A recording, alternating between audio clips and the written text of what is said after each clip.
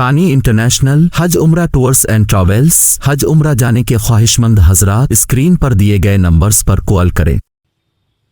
بسم اللہ الرحمن الرحیم، الحمد للہ رب العالمین، والصلاة والسلام علی النبی الکریم وعلی آلہ واصحابہ اجمعین ومن تبعہم بإحسان الی یوم الدین۔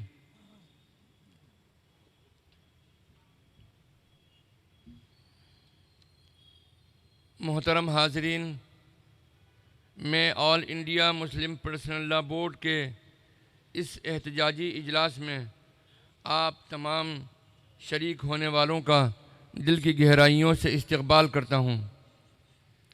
آل انڈیا مسلم پرسنل لا بورڈ کی آواز پر آپ سب حضرات نے اس احتجاج میں شرکت کر کے اپنی دینی حمیت اور دستور کی حفاظت اور ملک و ملت کی فکر مندی کا جو ثبوت دیا ہے وہ قابل تعریف ہے۔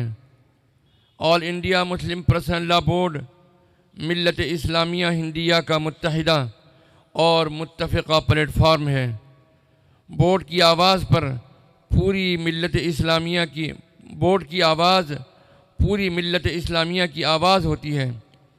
آج اس آواز کو مضبوط کرنے کی ہر ممکن کوشش کی جا رہی ہے ایک طرف، وہیں دوسری طرف اس آواز کو کمزور کرنے کی بھی کوشش کی جا رہی ہے۔ ہمارے بہت سارے ساتھی جو وجے واڑہ سے باہر سے سینکڑوں کی تعداد میں آنے والے تھے، ان کو یا تو ہاؤس اریسٹ کر دیا گیا یا ان کو بارڈر کراس کرنے سے روک لیا گیا۔ یہ عمل انتہائی افسوسناک ہے۔ یہ ہمارا حق ہے کہ ہم پرامن اور پیسفل طریقے سے احتجاج کریں، پروٹیسٹ کریں۔ یہاں کوئی وائلنس نہیں ہو رہا ہے۔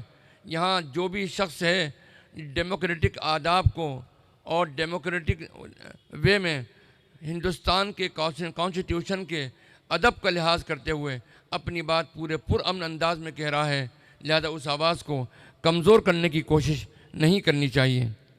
آج وقف بل کے ذریعے مسلمانوں کی مساجد، قبرستان، خانقاہ اور مدارس کے وجود پر جو خطرات کی تلوار لٹکائی گئی ہے، اس نے ملت اسلامیہ ہندیہ کو اس مبارک مہینے میں احتجاج کرنے پر مجبور کر دیا ہے۔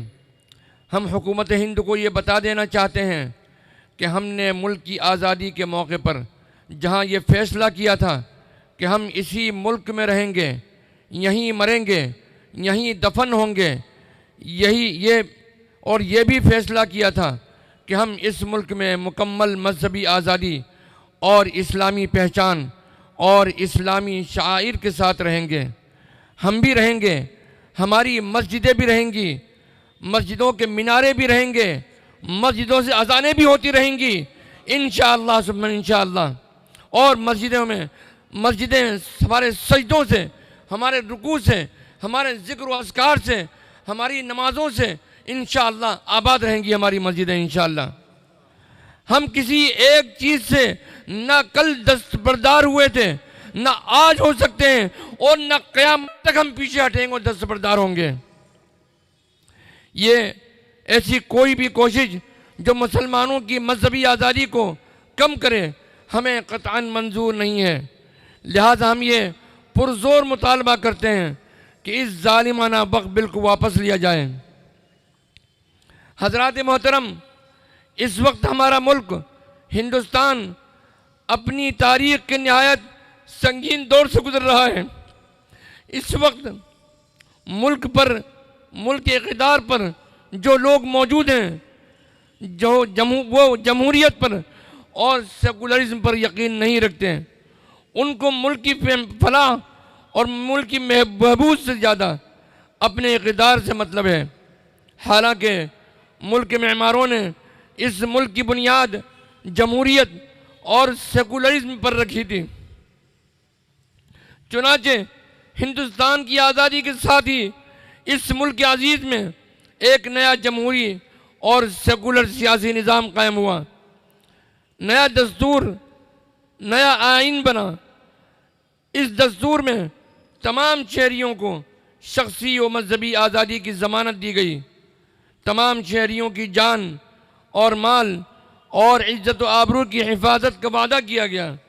اس دستور کے تحت تمام لسانی اور مذہبی اقلیتوں کو یہ بھی ضمانت اور گارنٹی دی گئی کہ وہ اس جمہوری اور سیکولر ملک میں مکمل آزادی کے ساتھ اپنے مذہب، تہذیب اور شعائر کے ساتھ زندگی گزار سکتے ہیں۔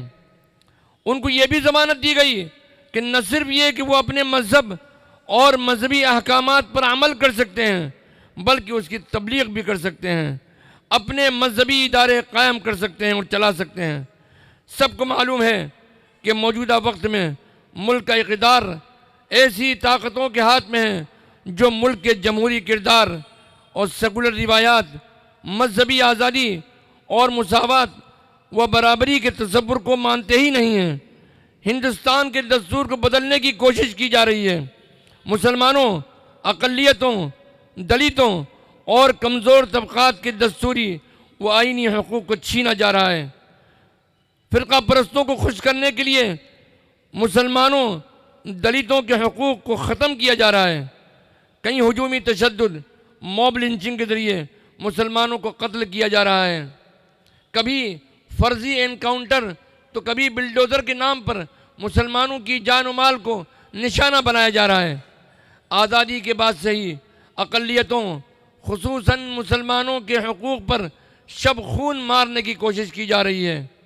کبھی شریعت اسلامی میں مداخلت کی کوشش کی گئی، کبھی فسادات کی پشت پناہی کر کے مسلمانوں کی جان مال اور عزت و آبرو کو پامال کیا گیا، کبھی مدارس و مساجد کو نشانہ بنایا گیا۔ اب تو مسلمانوں کی اذان، نماز اور عبادت پر بھی ہنگامہ کرنے کو نارملائز کر دیا گیا ہے۔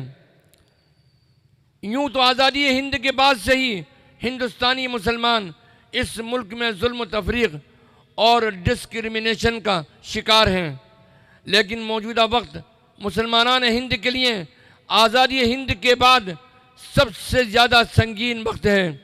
مسلمانوں کے لیے مسلمانان ہند کے سامنے اپنے جان و مال، ایمان کی حفاظت اور اپنے وجود کا مسئلہ درپیش ہے۔ مسلمانوں کے خلاف نئی اور سب سے سنگین سازش موجودہ ترمیمی وقف بل ہے۔ اس وقف بل کے ذریعے مساجد، مدارس، خانقاہوں اور مسلمانوں کے مدفن، قبرستانوں اور تمام طرح کے اوقاف کو ہڑپنے کا عزم کیا جا رہا ہے۔ میں مسلمانوں سمیت ہندوستان کے تمام شہریوں سے یہ بات کہنا چاہتا ہوں کہ یہ مسئلہ صرف مسلمانوں کا مسئلہ نہیں ہے، یہ ہندوستان میں جمہوریت کی بقا کا مسئلہ ہے، سیکولرزم اور قومی یکجہتی کا مسئلہ ہے، آئین ہند کے تحفظ کا مسئلہ ہے، دستور ہند کی بالادستی کا مسئلہ ہے۔ یاد رکھیں، اگر آج مسلمان نشانے پر ہیں تو کل عیسائی ہوں گے، پرسوں سکھ ہوں گے، اس کے بعد دلت ہوں گے، پھر باقی سب کا نمبر آئے گا۔ لگے گی آگ تو آئیں گے کئی گھر زد میں، لگے گی آگ تو آئیں گے کئی گھر زد میں۔ یہاں پر صرف ہمارا ہی مکان تھوڑی ہے۔ میں آل انڈیا مسلم پرسنل لا بورڈ کے اس پلیٹ فارم سے ملت اسلامیہ ہندیہ کے احساسات کو حکومت ہند کے کانوں تک پہنچانا چاہتا ہوں، اور اس صوبائی حکومت تک بھی یہ بات پہنچانا چاہتا ہوں کہ ہم مسلمانوں کو یہ وقف بل قطعاً منظور نہیں ہے، کیونکہ یہ بل مسلمانوں کو ان کے دستوری حقوق سے محروم کرتا ہے۔ یہ بل مسلمانوں کو ان کی عبادت سے روکتا ہے۔ یہ بل مسلمانوں کو ان کی مذہبی مقامات سے محروم کرتا ہے۔ یہ بل مسلمانوں پر ظلم کے راستے کھولتا ہے۔ یہ بل دستور کے خلاف ہے۔ یہ بل مذہبی آزادی کے خلاف ہے۔ یہ بل آئین کے خلاف ہے۔ یہ بل عدل و انصاف کا گلا گھونٹنے والا ہے۔ یہ بل مسلمانوں کے مذہبی تشخص کے خلاف ہے۔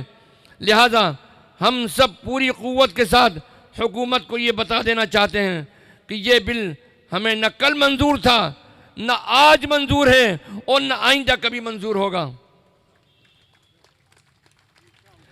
اگر حکومت نے یہ ظالمانہ بل واپس نہیں لیا اور اپنی مسلم دشمنی سے باز نہیں آئی تو ہندوستان کا مسلمان ملک کے ہر شہر اور ہر ضلع میں اس وقت تک جمہوری اور قانونی پرامن احتجاج کرے گا جب تک یہ بل واپس نہیں لیا جائے انشاءاللہ۔ محترم حاضرین، اس ملک کو ہم نے آزاد کرایا ہے۔ اس ملک میں انگریزوں کے خلاف سب سے پہلے آزادی کا نعرہ ہم مسلمانوں نے بلند کیا تھا۔ ہمارے اکابر نے اس ملک کی سرزمین کو اپنے خون سے سینچا ہے، اپنی قربانیوں سے سینچا ہے، اپنی صلاحیتوں سے سینچا ہے۔ اس ملک کو انگریزوں سے آزاد کرانے میں سب سے زیادہ قربانیاں ہم مسلمانوں نے دی ہیں۔ جنگ آزادی میں ہمارے اکابر کی گردنیں کٹی ہیں، ہمارے علماء کو پھانسی دی گئی ہے۔ انہوں نے اس ملک کو آزاد کرانے میں اپنی جان کا نذرانہ پیش کیا، اپنی عزت آبرو کا نذرانہ پیش کیا، اور آج ہمیں اس ملک میں غدار ثابت کیا جاتا ہے۔ ہماری وفاداری پر شک کیا جاتا ہے، ہماری وفاداری کو شک کے دائرے میں لا کر کھڑا کیا جاتا ہے۔ مسلمانوں نے ہر دور میں ظلم و زیادتی کے خلاف آواز اٹھائی ہے۔ جب بھی اس ملک میں کسی کا حق چھیننے کی کوشش کی گئی، مسلمان اس کے خلاف سراپا احتجاج بنے رہے۔ آج جب ہم مسلمانوں کے حقوق کو چھینا جا رہا ہے تو ملک کے تمام انصاف پسند شہریوں کا فرض بنتا ہے کہ وہ مسلمانوں کا ساتھ دیں اور حکومت کو مجبور کریں کہ اس ظالمانہ اور غیر قانونی اور غیر دستوری بل کو پاس نہ ہونے دیا جائے۔ میں آندھرا پردیش کے وزیر اعلیٰ عالی محترم جناب چندرا بابو نائیڈو سے کہنا چاہتا ہوں کہ جناب محترم، آپ کی پہچان ایک مضبوط سیاسی لیڈر کی رہی ہے، آپ کی پہچان ایک سیکولر سیاسی لیڈر کی رہی ہے، آپ کی پہچان ایک انصاف پسند لیڈر کی رہی ہے، آپ کی پہچان اقلیتوں، دلتوں اور کمزور طبقوں اور مسلمانوں کی مضبوط آواز کی رہی ہے، آپ کی پہچان ایک جمہوریت کے علم بردار لیڈر کی رہی ہے۔ بی جے پی سے اتحاد کے باوجود اگر مسلمانوں نے آپ پر اعتماد کیا تو اس کی وجہ صرف یہی تھی کہ آپ ہمیشہ سیکولرزم اور جمہوریت کے حامی رہیں۔ آج جب مسلمانوں پر آپ کی حلیف پارٹی نے وقف بل کی ایسی تلوار لٹکا دی ہے کہ اگر یہ بل پاس ہو گیا تو مسلمانوں کے لیے اس ملک میں اپنی مسجدیں، مدارس، قبرستان اور خانقاہوں کی حفاظت خطرے میں پڑ جائے گی۔ یہ مسئلہ کوئی عام مسئلہ نہیں ہے بلکہ مسلمانوں کے وجود کا اور ان کی بقا کا مسئلہ ہے۔ تو آپ کا فرض بنتا ہے میرے محترم وزیر اعلیٰ کہ مسلمانوں پر ہونے والے اس ظلم کے خلاف مسلمانوں کا ساتھ دیں، مرکزی حکومت کو مجبور کریں کہ وہ دستور کے نفاذ کو یقینی بنائے اور اس غیر دستوری اور غیر جمہوری بل کو واپس لیں۔ مرکزی حکومت آپ ہی کے تعاون کے بغیر کچھ نہیں کر سکتی۔ پورے ملک، خاص طور سے آندھرا کا مسلمان اور تمام انصاف پسند شہری آپ کی طرف ایک امید کی نظر لگائے بیٹھے ہیں کہ آپ اس ظالمانہ بل کو روکنے میں اپنا بھرپور کردار ادا کریں گے۔ آپ کی کوششوں ہی سے یہ بل جے پی سی میں گیا تھا، مگر بی جے پی نے جو ترمیمات پاس کی ہیں اس نے اس بل کو مسلمانوں کے لیے اور زیادہ خطرناک بنا دیا ہے۔ مسلمانوں کی آواز کو بالکل مسترد کر دیا گیا، اس لیے مسلمان آج احتجاج کرنے پر مجبور ہوا۔ میرے محترم وزیر اعلیٰ چندرا بابو نائیڈو سے پرزور مطالبہ ہے کہ وہ مسلمانوں کے احساسات کو سمجھیں، اس بل کی سنگینی کو محسوس کریں اور مرکزی حکومت کو اس بل کو پارلیمنٹ میں لانے سے روکیں۔ وزیر اعلیٰ صاحب، اگر آپ نے اس بل کو روکنے میں اپنا کردار ادا کیا، آپ ظلم کے خلاف کھڑے ہو گئے، تو تاریخ ہمیشہ آپ کو ایک نڈر، انصاف پسند اور بے باک سیکولر اور جمہوری لیڈر کے طور پر تاریخ میں ہمیشہ یاد رکھے گی۔ یاد رہے کہ مسلمانوں کا یہ احساس ہے کہ یہ بل ان کے لیے اتنا خطرناک ہے کہ خدا نہ خواستہ اگر یہ بل پاس ہوا تو مسلمان اسے سپریم کورٹ میں چیلنج کرنے کے ساتھ ساتھ ملک گیر تحریک چلائیں گے، اور اس وقت تک یہ احتجاج چلے گا جب تک کہ یہ قانون واپس نہیں لے لیا جاتا۔ عزیز دوستوں، ہمیں حالات کی سنگینی اور مستقبل کے اندیشوں سے مایوس ہونے کی ضرورت نہیں ہے۔ یہ کوئی پہلا موقع نہیں ہے اور نہیں آخری موقع ہے جب امت اسلامیہ کو آزمائش اور خطرات سے گزرنا پڑا ہے۔ ہم سے پہلے بھی سنگین حالات آئے ہیں اور آج سے زیادہ سنگین حالات آئے ہیں۔ حالات اتنے سنگین ہوئے کہ جو اللہ والے تھے وہ بھی حالات کی سنگینی اور مصائب کی شدت سے پریشان ہو کر پکار اٹھیں کہ متی نصر اللہ، اللہ کی مدد کب آئے گی۔ لہذا ہمیں مایوسی کا شکار ہونے کی ضرورت نہیں ہے، ضرورت ہے حالات کا مقابلہ کرنے کی، اتحاد اور اجتماعیت کے ساتھ ہر طرح کی قربانی دینے کے لیے خود کو تیار رکھنا ہے۔ ضرورت ہے صبر اور استقامت کے ساتھ اللہ کی رسی کو مضبوطی کے ساتھ تھام لینے کی۔ ضرورت ہے مشکلات کا سامنا کرنے کے لیے خود کو تیار رکھنے کی۔ ضرورت ہے موقع اور محل کے حساب سے ہوش اور صبر و استقامت کے ساتھ تحریک چلانے کی۔ اگر ضرورت پڑے تو جوش، ہمت اور حوصلہ اور پوری قوت و طاقت کے ساتھ مقابلہ کرنے اور احتجاج اور ہر طرح کی قربانی کے لیے خود کو تیار رکھنے کی۔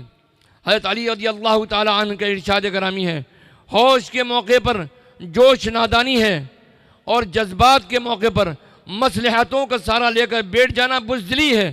لہذا ضرورت ہے دنیا کو یہ پیغام دینے کی کہ امت مسلمہ نہ تو نادان ہے اور نہ بے خبر ہے اور نہ ہی مصلحت پسند اور بزدل ہے۔ اگر ہم صبر و استقامت، حکمت اور دانائی اور جوش و ہوش کے ساتھ اللہ کی رسی کو مضبوطی سے تھام کر متحد ہو کر حالات کا سامنا کریں گے اور شریعت اسلامی پر ڈٹے رہے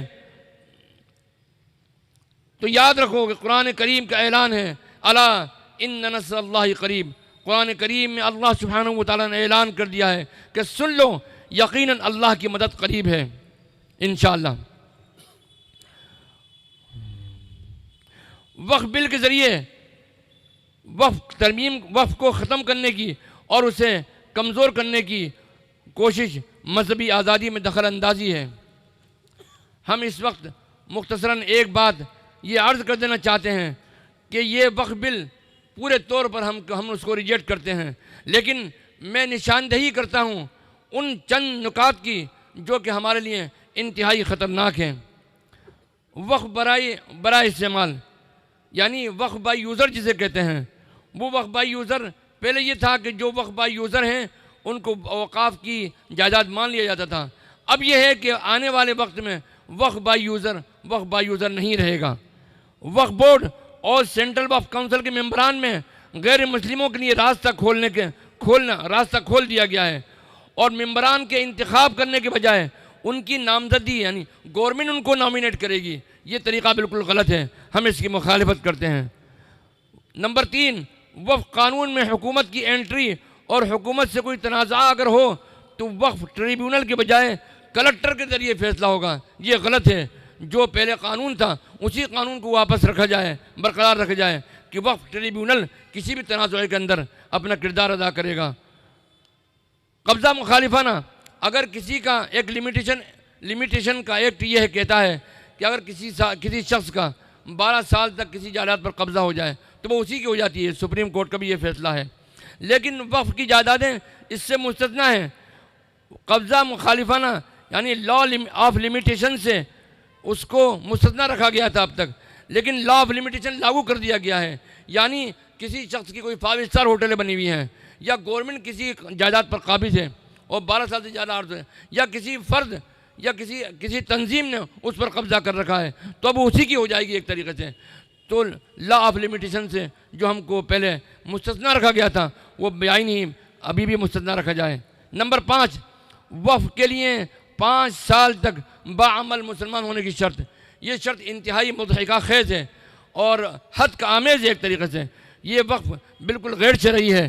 کوئی بھی آدمی گناہگار سے گناہگار انسان بھی اپنی ذاتی جائیداد کو مسجد کے لیے مدرسے کے لیے وقف کر دیتا ہے۔